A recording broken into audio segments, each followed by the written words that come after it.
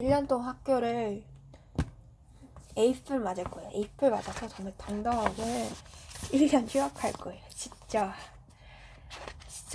의지 테스트를 해보고 싶으면 진짜 하라고 하세요. 진짜로. 진짜 다 해줄게. 진짜 내가 얼마나 가고 싶어. 내가 진짜 다 필요 없어. 이제 사람들 어떻게 만나고 어떻게 잘 사는지 알았으니까 나 이제 진짜 공부하고. 그래서 이번에 그 역사신학개론 수업에 발표가 있거든요. 이걸 좀 준비를 해볼까 해요. 근데 포스트 모더니즘과 현대 사회예요. 그럼 포스트 모더니즘에 대해서 알아야 되잖아요. 근데 이제 포스트 모더니즘을 알아야 되니까 그러면 지대노래를 계속해서 읽어야 될 것 같아요. 근데 여기 포스트 모더니즘이 없어.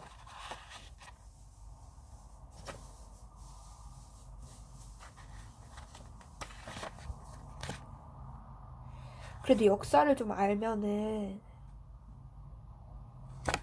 역사와 경제를 좀 알면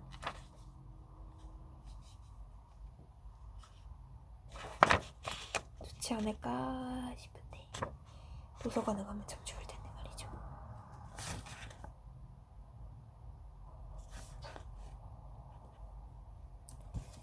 그럼 어제 봤던 중세를 읽도록 하겠습니다.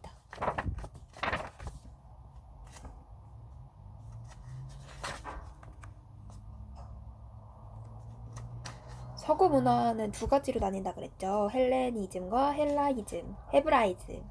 헬레니즘은 고대 그리스의 신화고 헤브라이즘은 제가 믿는 그리스도교예요.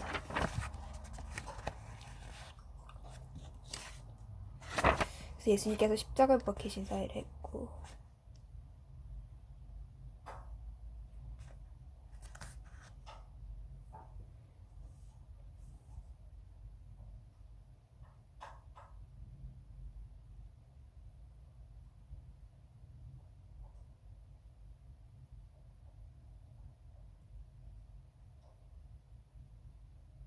우리가 다루어야 할 중세 봉건제 사회 특성을 이해하는 데 많은 도움을 줄 것이다.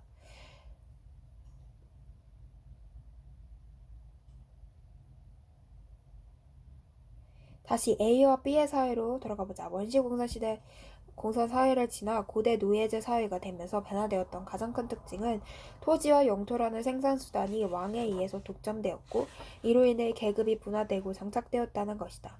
또한 지배자인 왕은 지배를 정당하기 위해서 신을 요청했고 중세 봉건제 사회가 되면서 사회적 계급은 더욱더 다양하고 복잡하게 분화됩니다. 국왕과 노예 사이의 성직자, 영주, 귀족, 기사, 농노, 노예가 생기죠. 이 중에서 중세 사회에서 가장 중요한 계급은 영주 계급이에요. 영주는 성의 주인으로서 성에 영향력이 미치는 범위에 해당하는 장원을 소유하고 있었어요. 장원은 쉽게 말하면 영주의 사유지인데요. 고대의 토지와 비교할 때 가장 큰 차이점이라 한다면 장원은 직접적으로 영주의 영향권에 놓인 까닭에 장원에서 발생하는 모든 생산물들은 영주의 것이나 다름이 없었어요. 그러니까 장원에 직접적으로 영주의 영향권에 놓여 있는 까닭에 장원에서 그 영주의 땅에서 발생하는 모든 생산물들은 영주 거였어요. 근데 즉 장원은 영주의 생산수단이 되겠죠. 앞서 살펴봤던 것과 마찬가지로 생산수단을 소유하면 생산물을 소유하게 되고 생산물을 소유하게 되고 이로써 생산수단의 소유자는 권력을 갖게 되죠. 여러 영주들이 한 명의 국왕 아래에 있었지만 영주가 생산수단을 사적으로 소유한 이상 실질적인 권력은 영주에게 속했습니다. 그래서 영주들 간에는 끊임없이 권력 싸움이 계속됐고요. 더 많은 권력을 위해선 또 서로의 영도가 필요했고 게다가 이런 분쟁을 조율해줄 절대적 권력조차 존재하지 못했어요. 이렇게 영주들 간의 전쟁이 빈번해지자 영제들은 자신들의 장원을 방어하기 위해 성을 축조하기 시작했어요. 벽이 두껍고 높은 성이 있어야 적들의 공격을 효과적으로 대처할 수 있기 때문이죠. 그래서 중세시대를 거친 사회는 성을 소유하게 됐습니다. 중세의 핵심이라 할 수 있는 장원을 소유한 영주들이 끝없이 싸우면서 성이 필요했던 것이죠. 유럽이나 중국, 일본에 성이 있는 것은 그들이 중세를 거쳤기 때문입니다. 반면 영주들에 의해 지방으로 권력이 분산되지 않고 국왕 중심의 집권적 체계를 유지했던 한반도에는 성이 없죠. 국왕 중심이었으니까요. A는 국왕이 되어 지배자의 삶을 살았고 B는 농노로서 평이한 삶을 살았습니다. 기본적으로 중세의 모습은 고대와 크게 다르지 않아요. 지배와 피지배 관계가 명확하고 사회는 매우 안정적이게 돼 있죠. 조금 다른 점이 있다면 A는 더 이상 자기 스스로를 신이라고 부르지 않는다는 것이다. 중세가 그리스도교의 문화권에 있었기 때문이다. 그리스도교에서의 신은 인간의 모습을 한 신이 아니라 인간이 감히 엄두를 낼 수 없는 우주의 창조주로서 절대적인 지혜를 갖는 유일무이한 존재예요. 따라서 그리스도교의 영향을 받는 사회에서는 인간이 신이 될 수 있는 분위기가 아니었어요. 국왕은 신이 아니라 신으로부터 통치의 권한을 인정받은 존재죠. 그 권한을 성직자가 인정해 주었고 그 대가로 국왕은 성직자의 생활을 보장해 주었어요. A는 생산수단이라는 물질적 측면과 종교적 인정이라는 정신적 측면 모두에서 권력의 정당성을 획득했어요. 따라서 B는 A의 지배에 불만을 표현하기가 쉽지 않았어요. 그만큼 사회가 안정되고 견고했던 것이죠. 이러한 안정적 사회가 가능했기에 중세는 천년이라는 긴 기간 동안 대박이다.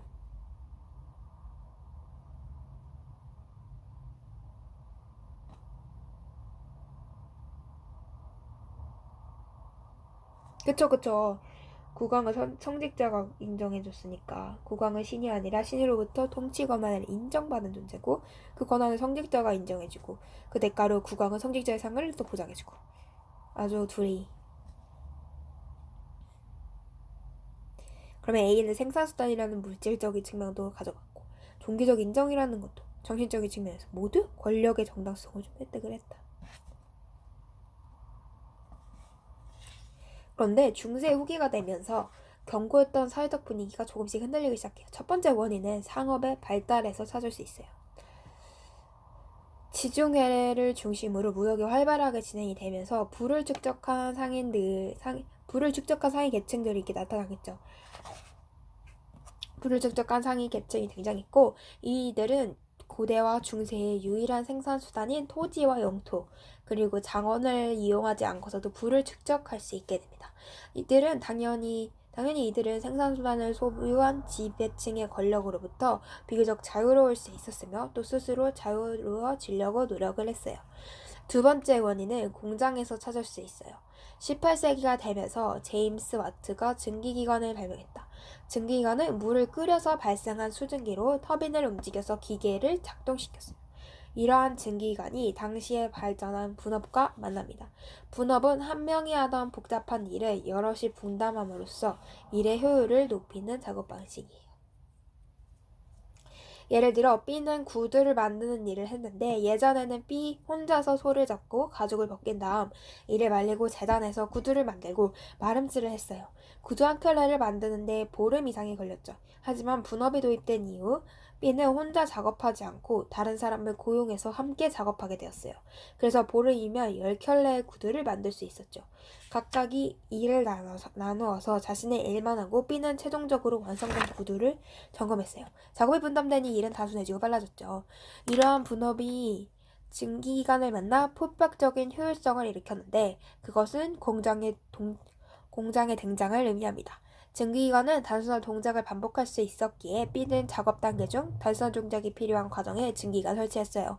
공장을 가동하자 구두가 엄청나게 솟아났고 B는 공장을 소유한 공장장이 됐죠. 여기서 주목해야 할 것은 공장의 의미입니다. 공장은 시장에 내다팔 수 있는 많은 양의 생산물을 만들어내죠. 그러니까 공장은 새로운 생산수단이 된 거예요. 근데 앞에서 우리는 생산수단과 생산물이라는 물질적 가치를 비물질적인 사회적 관계로서 권력을 발생시키는 걸 우리 알고 있죠. 즉 공장이라는 생산수단을 소유한 B는 다시 권력을 갖게 된 거예요. 이렇게 생산수단을 소유한 계급을 부르주아라고 불러요. 부르주아의 뜻 자체가 생산수단을 소유한 사람들을 의미해요. 몰랐죠? 부르주아는 다른 말로 자본가 계급, 시민계급, 유상계급으로도 불립니다.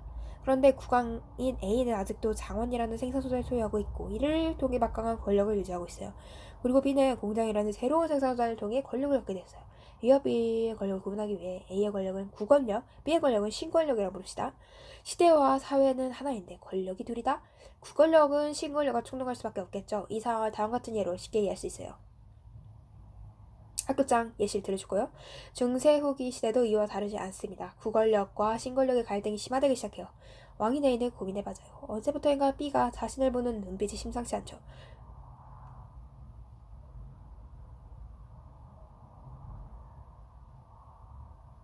B가 가까이 가자 A가 말했어요.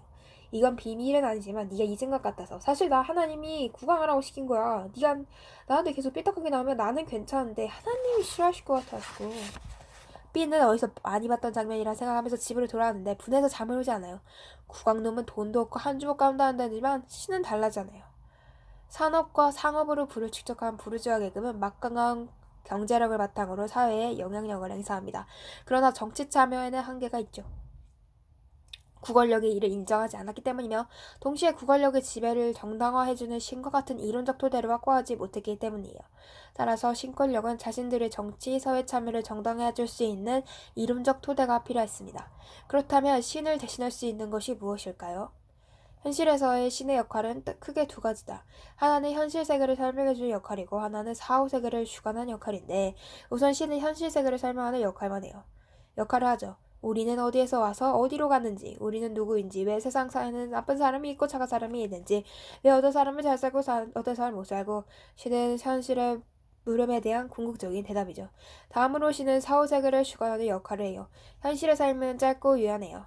그런데 죽음 이후의 삶은 현실에서의 죄값에 따라 신에 의해 영원히 결정되죠. 그렇기 때문에 현실의 삶은 고통스럽고 짧을지라도 짧고 견딜만 한 것이다. 나를 힘들게 하고 고통스럽게 하는 사람은 사후에 신이 대신 처벌해 주실 것이기 때문에. 따라서 우리는 궁정은 처벌자이다 평가자인 신의 권위에 복종해야 합니다. 부르자가 왕을 거부하기 위해선 왕의 권위를 정당해주는 신부부터 극복해야 됐습니다. 다시 말해 신의 역할을 대신해줄 무엇인가를 찾아야 됐던 거죠. 결론부터 말하면 부르자는 인간의 이성으로 신의 역할을 완벽하게 대체했습니다. 이성은 신이 독점했던 두 가지 역할을 충분히 대신할 수 있었어요. 우선 이성은 현실에 대한 물음에 답을 줘요. 우리는 진화를 통해 여기에 왔으며 다른 생물종들과 다르지 않은 생물학적 존재다. 우리가 땅에 발을 딛고 사는 것은 중력이라는 힘 때문이고 힘은 질량과 가속도의 곱으로 표현할 수 있다. 이 중력은 만유인력의 다른 편인데 만유인력은 우주 전체에 작동합니다. 이렇게 이성은 신을 배제하고도 현실의 모든 것을 설명해줍니다. 다음으로 이성은 인간의 사후에 대해서도 설명합니다. 사후세계는 존재하지 않아요. 왜냐하면 의식과 정신에 대해 말할 수는 있어도 영혼에 대해 말하는 것은 경험적 근거가 없는 비과학적인 태도이고 종교의 환상에 젖어있는 것이기 때문입니다. 영혼이 없으므로 사후도 없다. 죽음은 신체 기능의 정지 이외에 아무것도 아니다. 결국 부르주아는 왕을 정당화하는 신을 대신해 자신들을 정당해주는 이성을 성공적으로 세계에 입성시킵니다. 같은 맥락에서 부르주아는 자신들의 정치 참여를 정당화하기 위한 이론으로 사회가 자신들의 계약에 의해 형성되는 것이라는 사회계약서를 지지합니다. 오호. 그러네. 이것은 신의 냄새가 남아있는 왕권 신수설을 대체하는 신없이 사회를 설명하는 방법이었죠. 이제 정치 권력의 정당성을 부여하는 존재는 신이 아니라 인간 스스로가 된 것입니다. 대치구조 명확해졌죠? 구권력인 왕과 영주들은 장원을 생산수단으로 소유하고 종교로부터 지배의 정당성을 얻었습니다. 반면 신권력인 부르주아들은 공장과 산업을 생산수단으로 소유하고 이성으로부터의 권력 정당성을 얻었습니다. 예상대로 일 터졌죠? 두 권력 충돌합니다. 결과적으로 신권력이 승리해요. 대표적인 사례가 인류 역사상 가장 중요한 사건인 1789년 프랑스 대혁명입니다. 우리는 지금까지 역사에 대해 알아보면서 개별적인 사건을 알아보는 대신 시대적 흐름을 이해하는 데 초점받았죠. 그런데 프랑스 대혁명은 인간이라면 반드시 기억해야 할 만한 사건이므로 언급하고 넘어가겠습니다. 인류는 역사가 시작된 이래 왕이라는 존재의 지배를 받았어요. 하지만 인간이 인간을 지배한다는 것이 문제가 되지 않았죠. 평등이라는 개념을 갖지 못한 채 인류는 존재해온 거죠. 그러다 그것이 문제라는 것, 따라서 바뀌어야 한다는 생각이 행동으로 표출되었는데 이것이 프랑스 대혁명입니다. 프랑스 대혁명을 계기로 지배를 받지 않는 자유인이 인류 역사상 처음으로 대량 등장합니다. 왕이 있는 세계에서 자유인이란 왕 혼자일 뿐이었죠. 하지만 왕을 몰아내 프랑스 대혁명은 지배를 받지 않는 사람들을 만들어냅니다. 부르주아는 더 이상 지배받지 않는 자유인이 된 거죠. 지배를 받지 않는 자유인이 인류 역사상 등장한 게 바로 그 프랑스 대혁명이다. 아하, 왕이 있는 세계에서 자유인이란 왕 혼자. 왕을 몰아낸 프랑스 대혁명을 지배를 받지 않는 사람들 만들어냈고.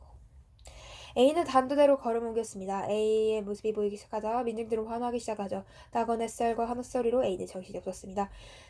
신으로부터 권한을 받았다고 사람들에게 말하긴 했으나 기도하지 않은 지 오래됐고 시대에 생각해본 적도 많지 않았습니다. 사실 성직서들을 보여주면서 알게 된 그들의 관련욕은 마음으로나마 괴를 불신하게 만들었죠. B는 환호하는 군주 속에 섞여 있었습니다. 저 멀리 A 머리가 단두대에 걸리는 것이 보였죠. B는 마음이 복잡했습니다. 사기계에서 많은 학자와 친분을 쌓고 그들을 경제적으로 후원해주기도 했지만 B는 그들의 무신론적인 말들이 어쩐지 찜찜했습니다. 어쩐지 무신론자들과 어울리는 것만으로도 죄를 짓고 있는 것일지 모른다는 생각이 들기도 했죠. 그런데 저 멀리 신과 가까울 것 같은 A가 단두대에 목을 내밀고 있는 것이 아닌가. 그리고 높이 오른 단두대에 칼이 쏜살같이 밑으로 내려왔죠. A 죽었습니다. 왕이 죽는 순간 동시에 신이 죽는 순간이고 중세가 끝났네요. 근대 자본주의. 새로운 권력이 탄생합니다. 기대됩니다. 근대 자본주의 시대는 대략 18세기부터 제2차 세계대전이 끝나는 1945년까지 200년 정도의 시간입니다. 중세의 생산수단인 장원을 근대에 와서 공장과 자본이라는 생산수단으로 대졌어요. 생산수단이 변경되니 생산수단을 소유한 지배 권력도 왕과 영주에서 부르주아로 이동했습니다. 사회 계급 구조도 새롭게 개편되었죠. 사회 계급은 둘로 나누어졌어요. 생산수단을 소유한 사람, 부르주아.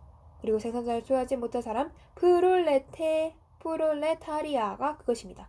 프롤레타리아. 위에서 언급했듯이 부르주아는 자본가 계급, 시민 계급, 유상 계급으로 불립니다. 그리고 프롤레타리아는 이와는 대비되게 노동자 계급, 무상 계급으로 불립니다. 이렇게 질문하는 사람이 있을 수 있어요. 그렇다면 프롤레타리아인 노동자는 시민이 아니란 거예요? 다만 말하면 프롤레타리아는 시민이 아닙니다. 여기서 시민은 서울시에 거주하는 사람들이 일컫는 서울시민 같은 것을 말하는 게 아니라 계급적 차원에서의 시민은 경제력이 있어서 세금을 내고 정치에 참여하는 계급을 말하며 보통은 생산수단을 소유한 부르주아 계급을 뜻합니다. 어쨌거나 사회는 매우 단순해졌어요. 부르주아거나 프롤레타리아거나 생산수단을 소유하거나 자유수단을 소유하지 못하거나 생산수단을 소유 여부는 앞에서 살펴봤듯이 사회적 관계에서 큰 의미를 집니다. 권력을 가졌거나 안 가졌거나 부르주아는 먹고 사는데 큰 문제 없고요. 지속적으로 부를 축적할 수 있습니다. 그런데 프롤레타리아는 부의 축적을 고사하고 먹고 사는데 어려움을 봉착할 수 있습니다. 프롤레타리아는 생산수단이 없으므로 생산물이 없고 먹고 살기 위해서는 자신의 몸뚱이를 팔아야 합니다. 자신의 몸을 어디에 누구에게 파는가? 공장에, 공장주에게 팝니다. 자본가에게 고용된 후 자본가의 생산수단이 공장에서 노동력을 팔아야 하는 것이죠. 그리고 부르주아는 프롤레타리아의 노동력을 쓴 대가로 그들에게 임금을 지불합니다. 생산수단에서 노동자를 고용하는 문제점에 대해서는 앞서 놓은 바 있습니다. 다시 요약하자면 부르주아는 프롤레타리아의 노동력을 생산물을 얻고 그 생산물을 판매한 금액의 일정 부분을 자신이 쓰고 나머지를 프롤레타리아에게 지급합니다. 실제로 노동하는 건 프롤레타리아일 뿐이죠. 부르주아는 생산자를 소유했다는 이유만으로 노동하지 않고 부를 축적합니다. 이 문제를 다시 반복하는 것은 이 문제가 현대사회의 근본적 갈등의 본질이기 때문입니다. 이때나 오늘날에나 사회 갈등의 본질은 변하지 않습니다. 우리는 지금까지 생산수단의 변화와 생산수단 소유자에 따라 원시부터 근대까지 설명했습니다. 정리해볼게요. 우리는 인류의 역사를 여행하고 있어요. 그 여행은 원시공산 사회에서 시작해 고대 노예제 사회를 거쳐 중세 봉건제 사회를 지나왔어요. 가장 중요한 핵심은 뭐죠? 그것은 생산수단입니다. 시대가 고대, 중세, 근대를 거치면서 생산수단은 토지, 당원, 공장으로 변화했고 생산수단을 소유한 계급은 왕, 영주, 부르주아로 변화했습니다. 역사는 생산수단에 의한 갈등이라는 단순한 구조에 따라서 설명될 수 있는 것이죠. 이를 표로 정리하면 다음과 같습니다.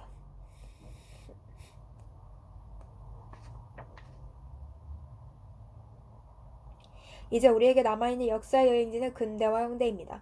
그런데 근현대 기간을 이해하는 데 생산수단만으로는 부족하죠. 다른 핵심 개념이 필요합니다. 그것은 자본주의의 특성입니다. 근대와 현대는 자본주의라는 경제체제를 유지하고 발전시켜 왔죠. 자본주의의 특성은 근대와 현대 사회에 반영하고 그것을 적용시켰습니다. 근대 자본주의의 전개입니다. 공급 과잉이 시작되었어요. 자본주의는 산업혁명에 의해 시작됐습니다. 바꿔나면 산업혁명이 필연적으로 자본주의를 발생시켰죠. 산업혁명은 특별한 게 아닙니다. 단적으로 공장의 탄생을 말합니다.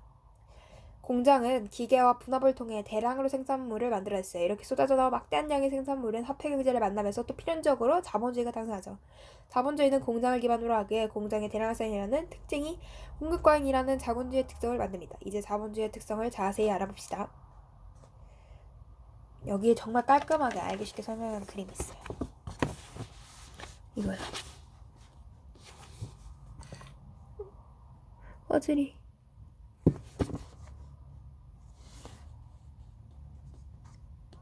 이것입니다.